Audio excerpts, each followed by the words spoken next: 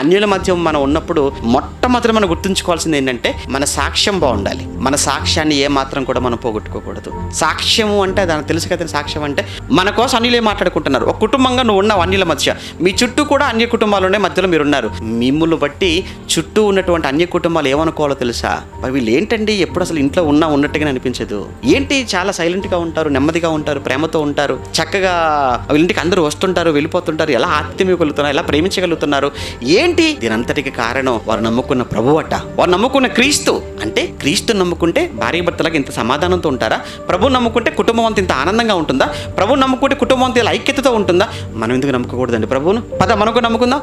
నిజంగానండి ఆ సాక్షి ఎంత బాగుంటుందో. లేదండి, అలాగాక ఆదివారం మాత్రం సంఘంలో చక్కగా సమాధానంగా ఉండి భార్య భర్తలు, ఇక సోమవారం నుంచి శనివారం వరకు ఇంట్లో గిన్నెలు గంటెలు ఏమండి డబ్బా ఏమండి శబ్దాలు అరుపులు కేకలు ఇవన్నీ ఉన్నాయనుకోండి, చుట్టూ ఉన్న వాళ్ళు ఏమనుకుంటారు చెప్పండి?